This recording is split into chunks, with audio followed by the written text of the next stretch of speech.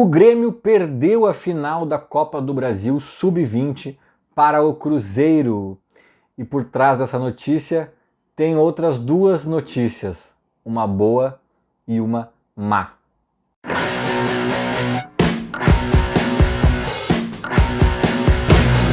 Começando mais um conteúdo sempre com a força e aquele apoio da Esportes da Sorte. Aposte em quem aposta no Grêmio, o link está na descrição deste vídeo. O Grêmio perdeu hoje mais cedo a final da Copa do Brasil para o Cruzeiro, Sub-20, né? Final da Copa do Brasil Sub-20. Eu quero falar um pouco sobre esse jogo, mas principalmente sobre categoria de base, né? Sobre o significado, sobre o que significou especificamente essa final. Enfim, vamos aprofundar aqui a prosa. Primeiro, óbvio que a má notícia por trás dessa notícia é que o Grêmio perdeu, né? E a gente, enquanto gremistas, a gente quer que o Grêmio ganhe xadrez, para o ímpar, cara ou coroa, futebol masculino, feminino, sub qualquer coisa, campeonato de botão, de bocha. Então a má notícia, ela é óbvia, né? Mas eu vou chegar na boa. Antes de chegar na boa, ainda, né, esmiuçando essa má notícia, eu vou dizer que até essa má notícia, cara, ela pode ser encarada de uma forma mais positiva. Porque aí é uma faca de dois gumes, tá? Que vai ter o famoso copo meio cheio e meio vazio. Mas, se por um lado as pessoas falam que é importante tu formar categorias de base vencedoras, e aqui eu falo de vencedoras, títulos mesmo, caneco, volta olímpica, para acostumar essa gurizada já a ser vencedora desde cedo, eu até entendo isso, eu acho que até em algum nível eu concordo, eu acho importante dar esse gostinho de vencer para os caras, porque, né, lá na frente pode ser legal. Mas eu também acho que às vezes a derrota, ela dá algo valioso também, né? Os guris chegaram tão longe, chegaram numa final, e daqui a pouco, daqui a 2, 3 anos eles estão no profissional, alguns deles pelo menos, né? E se chegam numa final de novo, é claro que cada caso é um caso, cada personalidade é uma, uns podem chegar numa final novamente e traumatizar, e bugar, e dar o piripaque do Chaves e ser horrível, né, justamente porque já tiveram essa experiência. Outros podem dizer, não, agora não vai escapar, agora, né? Então até essa má notícia pode ser que tenha, eu falo disso, sobretudo grenais de base, né? Tem uma gurizada que cresceu apanhando do Inter em grenal de base, assim, aí daqui a pouco chega no profissional com um time, né, do Grêmio mais melhor, né, mais mesclado ali, contratações, base, né, enfim, e daqui a pouco com um material humano mais interessante do lado, esses caras aí podem ser peças interessantes para ter aquela indignação que pode ser positiva. Mas aqui eu estou tentando também esmiuçar um lado bom, bem subjetivo. O fato é que perder é ruim e essa é a má notícia. A boa, cara, ela também é um pouco óbvia, mas eu também vou me aprofundar um pouco mais nela. A boa é que a gente chegou na final. E o meu ponto aqui é que categoria de base é isso, cara. Tipo assim, o Grêmio chega numa final de Copa do Brasil Sub-20, perde por 2-0 pro Cruzeiro, no Mineirão, jogo único, no Mineirão, quase 15 mil torcedores, obviamente a maioria do Cruzeiro, né? No Sport TV falaram que é um recorde de público da categoria de base no Brasil, né? Um recorde de pessoas que foram lá só para ver a categoria de base, quase 15 mil, 14 e pouco. Então o Grêmio jogou fora de casa, com uma logística mais complicada, avião, hotel, etc., deslocamento, cansaço, num estádio que os caras estão mais acostumados, com a torcida, num ambiente mais hostil, né? A torcida mais para eles.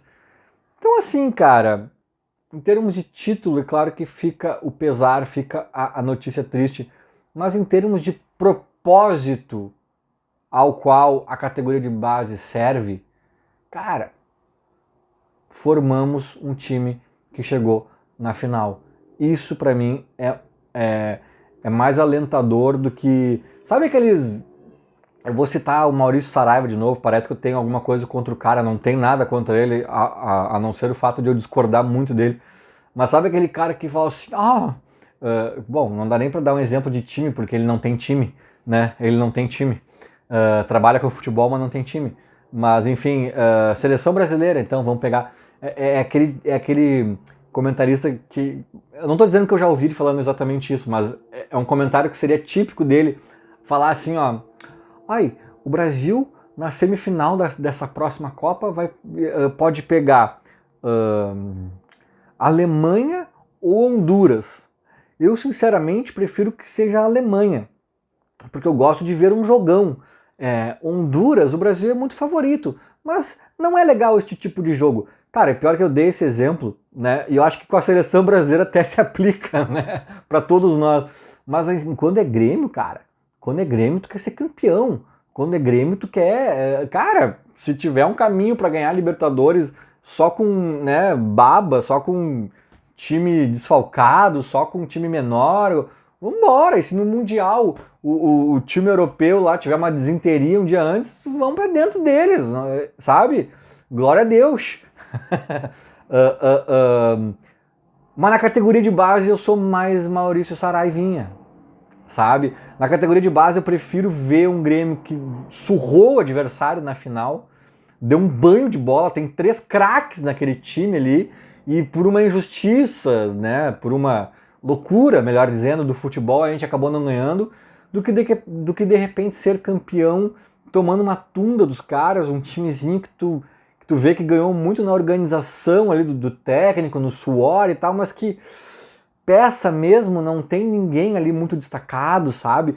Então a categoria de base, cara, ela serve para servir. Ela serve para dar material humano pro time principal, né? E forjar esses guris com vitórias, com derrotas, é claro, mas assim, principalmente para nos dar o mais importante, que é o jogador pro time principal. E a categoria de base é o ouro do time.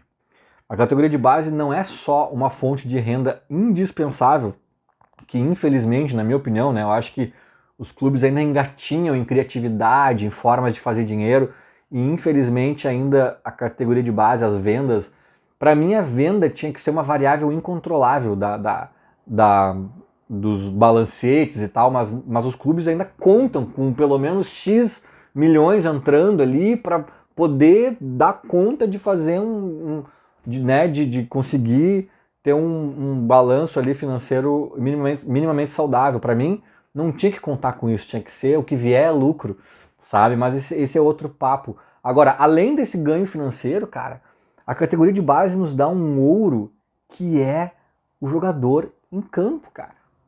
O jogador em campo, cara. O Grêmio não teria condições de... O Grêmio hoje não tem condições de contratar o Cebolinha, que é reserva do Flamengo. Mas o Grêmio teve um Cebolinha dando títulos para ele enquanto, né, ainda era mais jovem, né, que veio da base do Fortaleza, mas enfim, chegou a pegar no Grêmio ali uma categoria mais inferior e tal, né? O Grêmio teve o Ronaldinho Gaúcho, o Grêmio no auge, né, com 20 anos de idade, o Grêmio nunca teria condições de contratar um jogador da qualidade do Ronaldinho Gaúcho com 20 anos, comprando o cara ou por empréstimo. É só revelando.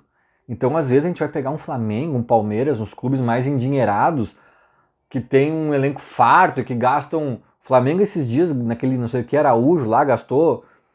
O Flamengo gastou mais que o Grêmio gastou em titulares, assim, por um reserva, sabe? Gastou o dobro, acho, do Cristaldo, esse, que já foi o recorde do Grêmio.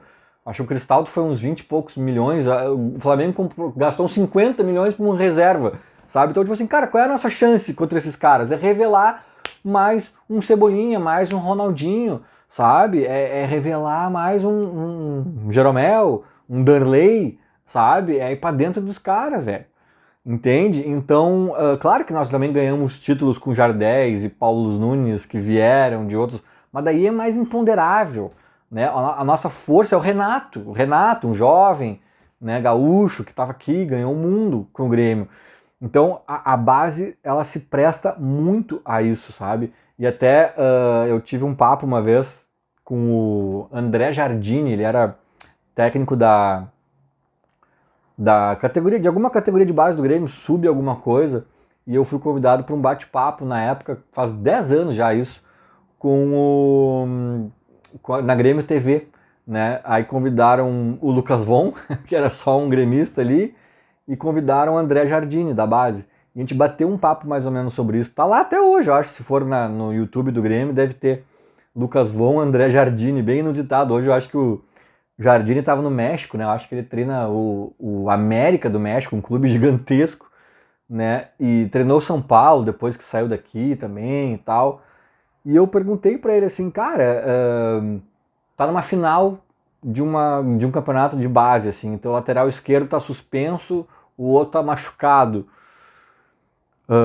Tu puxa para esse jogo um terceiro lateral esquerdo do elenco que é ruim, assim, que é ruim de negócio, mas que é para aprender, ou tu improvisa um zagueiro, não sei o quê, porque o foco é ganhar, sabe? A minha pergunta foi meio que essa.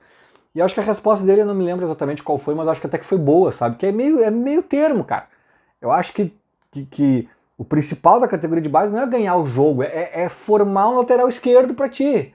Só que ao mesmo tempo tem jogos que tu tem que ganhar, para também moldar a competitividade dos caras, aprender a ser campeão, aprender a perder, né? Então acho que tudo se mistura um pouco, mas eu lembro que teve esse papo e é mais ou menos sobre isso que eu tô falando agora, sabe? Tipo, melhor não ter ganho um campeonato e revelar 3 titulares futuros ali pro time principal do que ser campeão com um time que depois ninguém se cria. Então é um pouco de obviedade isso que eu tô falando, mas é inegável que se a gente tem um clube com a categoria de base forte, o que é a categoria de base forte?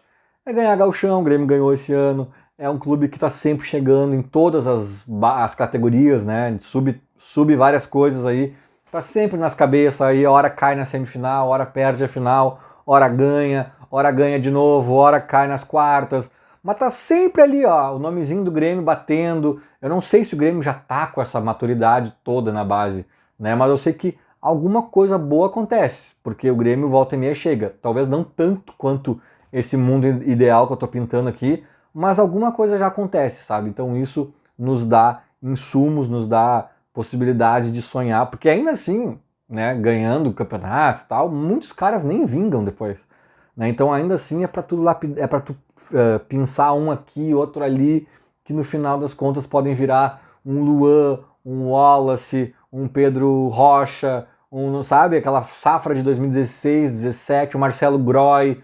Tinha várias figurinhas ali que foram forjadas na base do Grêmio e acabaram sendo peças fundamentais para nos ajudar a conquistar canecos. Então é isso, né? Parabéns à gurizada aí que chegou na final. Era um ambiente hostil, era um cenário que não favorecia muito, mas chegaram lá, foram o mais longe possível em termos de jogos disputados na competição, honraram ali a camisa do Grêmio e, se bobear, ainda cavocaram seus nomezinhos ali, alguns deles, para quem sabe pintar no profissional. Eu falei que o jogo era lá em Belo Horizonte, jogo único, torcida contra, etc, etc.